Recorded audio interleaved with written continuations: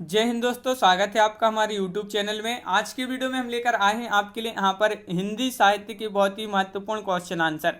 तो वीडियो को पूरा अवश्य देखना है। अगर आप चैनल पर पहली बार आए हैं तो चैनल को सब्सक्राइब कर लें, बेल आइकन दबाएं, ऑल पर क्लिक करें ताकि ऑल वीडियो की नोटिफिकेशन सबसे पहले आपके यहाँ तक पहुँचे। ज़्यादा से ज़्यादा वीडियो को शेयर करना है और वीडियो को लाइक करना ना भूलें। तो चलिए स्टार्ट करते हैं। आज का अपने यहाँ पर फर्स्ट क्वेश्चन पूछा गया है कि चिदम्बरा की रचनाकार कौन है। ये आपके लिए यहाँ पर बताना है कौन है इसके। तो बताइए, यहाँ पर क्वेश्चन नंबर 32 से स्टार्ट किए हैं आज यहाँ पर। तो चिदम्बरा की रचनाकार पूछा है तो आपका सही आंसर होगा विकल्प नंबर यहाँ पर बी यानी कि पंत आपका यहाँ पर राइट आंसर है। क्या है राइट आंसर? पंत आपका सही आंसर। ये क्वेश्चन जो है आपके किसी न किसी एग्जाम में ये पूछे गए हैं। पिछली परीक्षा में ये क्वेश्चन आपके टीजीटी पीजीटी परीक्षा में पूछे गए हैं। क्वेश्चन नंबर आपका यहाँ पर 3 पूछा है। 33वां क्वेश्चन पूछा है कि पंत की ग्राम्य कृति का संबंध है तो ग्रामीण परिवेश से, कल्पना, लोक से, प्रगतिवादी दृष्टि से या नई कविता से। किससे संबंधित है? ग्राम्य पंत जी की कृति है और आपका सही आंसर है ये है ग्रामीण परिवेश से संबंधित है। तो विकल्प नंबर 1 आपका यहाँ पर सही आंसर है, बिल्कुल सही। क्वेश्चन नंबर आपका 34 पूछा है कि लोकायतन के रचयिता कौन है। क्वेश्चन नंबर 34 है लोकायतन की रचयिता पूछा सूर्यकांत त्रिपाठी निराला, माखनलाल चतुर्वेदी, बालकृष्ण शर्मा नवीन या सुमित्रा नंदन पंत। ये आपके यहाँ पर 4 विकल्प दिए गए हैं। तो क्वेश्चन नंबर 34 का राइट आंसर होगा आपका यहाँ पर सही आंसर विकल्प नंबर डी यानी कि सुमित्रा नंदन पंत आपका यहाँ पर सही आंसर है, बिल्कुल सही। सुमित्रा नंदन पंत आपका सही आंसर है, विकल्प नंबर आपका डी। क्वेश्चन नंबर आपका यहाँ पर 35 क्या पूछा? पंत की पहली रचना है। पंत की पहली रचना कौन सी है यहाँ पर बता दीजिए। 4 विकल्प आपके यहाँ पर दिए गए हैं, वीणा, गिरजे का घंटा, ग्रंथि या इनमें से कोई नहीं। तो आपका यहाँ पर राइट आंसर है विकल्प नंबर सी यानी कि गिरजे का घंटा आपका यहाँ पर विकल्प नंबर सी राइट आंसर है। 35 का बिल्कुल सही, विकल्प नंबर सी जिन्होंने बताया है उनका सही आंसर होगा। क्वेश्चन नंबर 36 यहाँ पर पूछा गया है आपसे, क्या पूछा गया है तो देख लेते हैं। क्वेश्चन नंबर 36 सुमित्रा नंदन पंत की प्रसिद्ध कविता है परिवर्तन उनकी किस काव्य संकलन में सर्वप्रथम प्रकाशित हुई थी। तो गुंजन में, पल्लव में, ग्राम्य में या युगांत में। वह कौन सा काव्य संकलन है जिसमें सर्वप्रथम जो है प्रकाशित हुई थी कविता परिवर्तन। तो आपके यहाँ पर क्वेश्चन नंबर 36 है, महत्वपूर्ण क्वेश्चन है। 2012 में ये आपका जीआईसी प्रवक्ता परीक्षा में ये क्वेश्चन पूछा गया और सी राइट आंसर है यानी कि पल्लव आपका सही आंसर है। पल्लव आपका सही आंसर है, बिल्कुल सही। पल्लव में सर्वप्रथम प्रकाशित हुई थी। तो क्वेश्चन नंबर आपका यहाँ पर 37 देख लेते हैं क्या है। अरविंद दर्शन से प्रभावित हिंदी के कवि हैं तो वह कौन है कवि? जयशंकर प्रसाद हैं, सुमित्रा नंदन पंत हैं, निराला हैं या मैथिली शरण गुप्त हैं। तो वह कवि आपके लिए यहाँ पर बताना है जो अरविंद दर्शन से प्रभावित हैं। तो 37 का आपका जो सही आंसर है वह कमेंट में बताइए क्या होगा राइट आंसर। महत्वपूर्ण क्वेश्चन पूछा गया है। अरविंद दर्शन से प्रभावित हिंदी के कवि जो है सुमित्रा नंदन पंत हैं। कौन है? सुमित्रा नंदन पंत आपका यहाँ पर राइट आंसर होगा, बिल्कुल सही राइट आंसर है आपका यहाँ पर। क्वेश्चन नंबर आपका 38 क्या पूछा गया है देखिए। 38वां क्वेश्चन है इनमें से कौन सा कवि अपने रचना काल के अंतिम दौर में प्रगतिवाद के भौतिक दर्शन के साथ साथ अरविंद दर्शन से प्रभावित हुआ। तो यहाँ पर क्वेश्चन नंबर है अपना 38 और 38 का सही आंसर है 2017 जीआईसी प्रवक्ता परीक्षा में पूछा गया क्वेश्चन है, बी राइट आंसर है यानी कि सुमित्रा नंदन पंत आपका यहाँ पर सही आंसर होगा। सुमित्रा नंदन पंत जिन्होंने बताया है उनका सही आंसर है, बिल्कुल सही। क्वेश्चन नंबर आपका यहाँ पर पूछा गया है आपका 39 अपनी काव्य जीवन के उत्तर में अरविंद दर्शन से प्रभावित जो कवि हैं वह सुमित्रा नंदन पंत है। ये क्वेश्चन आपका यहाँ पर डबल हो गया। इसी तरह की आपके जो है घुमा घुमा कर इस तरह के क्वेश्चन पूछे गए हैं, हर बार अलग अलग बार ये आपका क्वेश्चन पूछा गया है। तो देखिए यहाँ पर खालिस्तान अरविंद दर्शन से बहुत ही जो है प्रभावित थे। देखिए तो इस प्रकार का भी आपका क्वेश्चन पूछा गया और 2015 में। तो ये भी आपका महत्वपूर्ण क्वेश्चन है, कौन थे प्रभावित। तो आपका राइट आंसर है सुमित्रा नंदन पंत, बिल्कुल सही।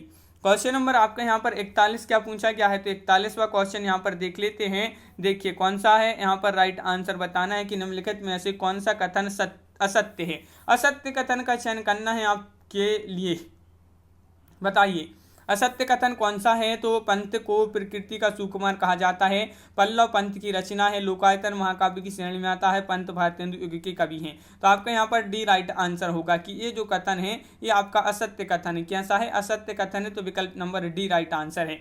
क्वेश्चन नंबर देखिए, अगर सुमित्रा नंदन पंत की बात करें तो ये भारतीय हिंदू युग में नहीं आती, जो है छायावाद युग के प्रमुख कवि माने जाते हैं सुमित्रा नंदन पंत, और प्रकृति का सुकुमार कवि भी इन्हीं को कहा जाता है।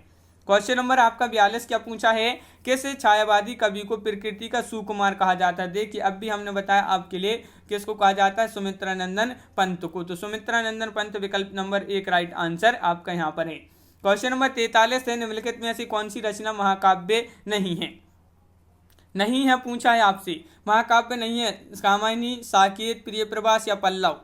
क्वेश्चन नंबर 43 है और आपका महत्वपूर्ण क्वेश्चन पूछा गया है। तो यहाँ पर आपका सही आंसर जो होगा कि कौन सी रचना जो है महाकाव्य नहीं है, तो वह रचना कौन सी है, डी यानी कि पल्लव आपका यहाँ पर सही आंसर है। पल्लव आपका यहाँ पर सही आंसर है। टीजीटी में ये क्वेश्चन पूछा गया था और पल्लव ये महाकाव्य नहीं है, ये आपकी ये रचना जो है 1928 में रचित सुमित्रा नंदन पंत का आरंभिक काव्य ग्रंथ है ये। और क्वेश्चन नंबर आपका यहाँ पर 44 पूछा, हिंदी साहित्य में महाप्राण किस कवि के लिए प्रयुक्त होता है। ये क्वेश्चन कई बार पूछा जा चुका है कि हिंदी साहित्य में महाप्राण किस कवि के लिए प्रयुक्त होता है, तुलसीदास, जयशंकर प्रसाद, निराला या सूरदास। तो क्वेश्चन नंबर 44 का आपका जो सही आंसर है, 44 का विकल्प नंबर बी राइट आंसर है, यानी कि निराला।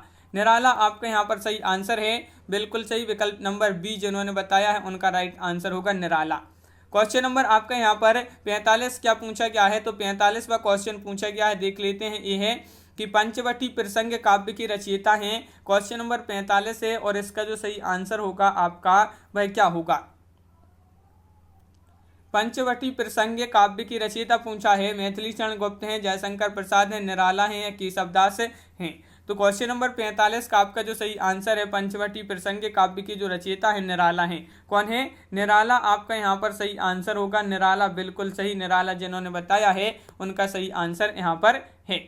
अनामिका काव्य किनके द्वारा रचित है, ये आपके लिए बताना है। क्वेश्चन नंबर 46 का आंसर क्या होगा, अज्ञे, धूमिल, निराला या सुमन। देखिए जिन्होंने अभी तक वीडियो को लाइक नहीं किया है तो भाई एक बार वीडियो को लाइक अवश्य कर ले सभी लोग।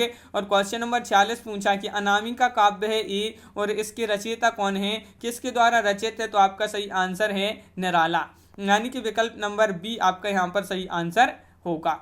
परिमल किस कवि की रचना है, ये आपके लिए बताना है।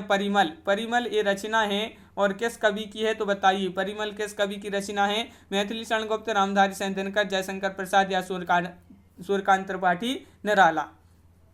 तो आपका यहाँ पर सही आंसर है आपका 47 का निराला आपका राइट आंसर है, बिल्कुल सही, यानी कि सूर्यकांत त्रिपाठी निराला जी की रचना है परिमल। तो ये याद रखिए। क्वेश्चन नंबर आपका यहाँ पर 48 क्या पूछा है, देखिए 48वां क्वेश्चन पूछा कि गीतिका की रचनाकार का नाम बताइए। तो इसकी रचनाकार आपके लिए बताना है, गीतिका की रचनाकार कौन है बताइए। 4 विकल्प आपके यहाँ पर दिए गए हैं, गीतिका की रचनाकार बताना है। और ये क्वेश्चन आपका जो है टीजीटी परीक्षा में 2005 में ये क्वेश्चन पूछा गया था और आपका सही आंसर यहाँ पर है विकल्प नंबर सी, यानी कि निराला। निराला आपका सही आंसर। निराला का जन्म कहाँ हुआ था, उत्तर प्रदेश, बंगाल, उड़ीसा या बिहार। क्वेश्चन नंबर 49 का सही आंसर बताइए, क्या होगा 49 का सही आंसर। 49वां क्वेश्चन है और आपका बंगाल राइट आंसर है। बंगाल जिन्होंने बताया है उनका सही आंसर होगा विकल्प नंबर आपका सी राइट आंसर है। देखिए स्वच्छंदतावादी विचारधारा की कवि हैं और इनका जन्म अगर बात करें, निराला जी का जन्म 21 फरवरी 1896 को इनका जो जन्म है वह महिषादल राज्य है, मेदिनीपुर बंगाल का नामक ग्राम में इनका जो है जन्म हुआ था। और क्वेश्चन नंबर आपका यहाँ पर 50 पूछा गया है कि साहित्यिक क्षेत्र में सर्वाधिक विरोध किसका हुआ था, प्रसाद, दिनकर, निराला या हरिओद। तो साहित्यिक क्षेत्र में पूछा गया है, साहित्यिक क्षेत्र में जो सबसे अधिक विरोध हुआ था वह किसका हुआ था, तो आपका सही आंसर है निराला, यानी कि विकल्प नंबर डी राइट आंसर होगा। तो यहाँ पर क्वेश्चन नंबर 51 पूछा गया है आपसे यहाँ पर।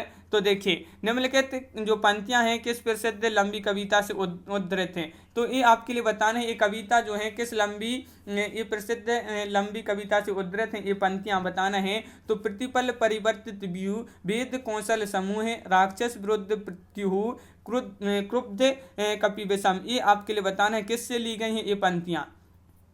तो ये ली गई हैं किससे, राम की शक्ति पूजा, यानी कि विकल्प नंबर 1 आपका यहाँ पर सही आंसर होगा।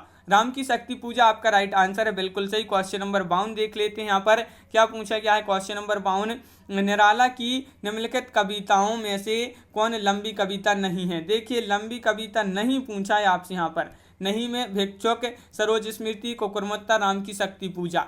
क्वेश्चन नंबर 52 का राइट आंसर बताइए, महत्वपूर्ण क्वेश्चन पूछा गया है और लंबी कविता नहीं है पूछा है, तो आपका सही आंसर है भिक्षुक। भिक्षुक जो है ये आपका राइट आंसर होगा, विकल्प नंबर आपका एक यहाँ पर सही आंसर है, भिक्षुक राइट आंसर है, बिल्कुल सही। निराला की बादल राग कविता जो है, बादल राग कविता का संबंध है छायावाद सौंदर्य से, प्रगतिवादी चेतना से, प्रकृति के सौंदर्य से या प्रयोगवादी चेतना से। तो क्वेश्चन नंबर है आपका यहाँ पर 53 और 53 का जो राइट आंसर है वह आपको बताना है कि निराला की बादल राग कविता का संबंध है किससे है, तो आपका यहाँ पर सही आंसर है विकल्प नंबर डी, प्रकृति के सौंदर्य से। प्रकृति के सौंदर्य यानी कि विकल्प नंबर डी आपका यहाँ पर सही आंसर है, बिल्कुल सही। क्वेश्चन नंबर आपका यहाँ पर 54 पूछा गया है, क्या पूछा है क्वेश्चन नंबर 54 की बादल राग की रचयिता हैं। बादल राग की रचयिता आपसे यहाँ पर पूछा गया है, बादल राग की रचयिता कौन है, तो प्रसाद, निराला, पंत, महादेवी वर्मा। तो सभी के लिए पता है ये जो है निराला की रचना है। बादल राग किसकी रचना है, निराला आपका यहाँ पर सही आंसर होगा। बहुत बढ़िया। क्वेश्चन नंबर आपका यहाँ पर 55 क्या दिया गया है, तो वह देख लेते हैं। क्वेश्चन नंबर 55 आपका ये रहा कि देख जीवन जो पाता ही आया विरोध। तो देख जीवन जो पाता ही आया है विरोध पंक्ति में किसके जीवन सत्य की अभिव्यक्ति मिलती है, ये आपके लिए बताने क्वेश्चन नंबर 55 में बताइए। क्वेश्चन नंबर 55 का सही आंसर क्या होगा, 4 विकल्प दिए गए हैं और 55 का आपका बिल्कुल सही आंसर है यहाँ पर विकल्प नंबर 1, सूर्यकांत त्रिपाठी निराला। सूर्यकांत त्रिपाठी निराला आपका सही आंसर है, बिल्कुल सही। मुक्तक छंद की प्रेरणा जो है वह कौन मानी जाती है, निराला, जयशंकर प्रसाद, नागार्जुन या महादेवी वर्मा। क्वेश्चन नंबर 56 का सही आंसर बताना है, 4 विकल्प भी आपके यहाँ पर दिए गए हैं। महत्वपूर्ण क्वेश्चन पूछा गया है 56। मुक्त छंद की जो प्रेरणा मानी जाते हैं वह निराला मानी जाते हैं। कौन मानी जाते हैं, सूर्यकांत त्रिपाठी निराला। क्वेश्चन नंबर आपका यहाँ पर पूछा गया है 57 की निराला की जूही की कली उदाहरण है। तो मात्रिक छंद का उदाहरण है, मुक्तक छंद का या वर्णिक छंद का या इनमें से कोई नहीं। क्वेश्चन नंबर 57 का राइट आंसर बताइए, 4 विकल्प आपके यहाँ पर दिए गए हैं और ये जो है महत्वपूर्ण क्वेश्चन आपसे यहाँ पर पूछा गया है।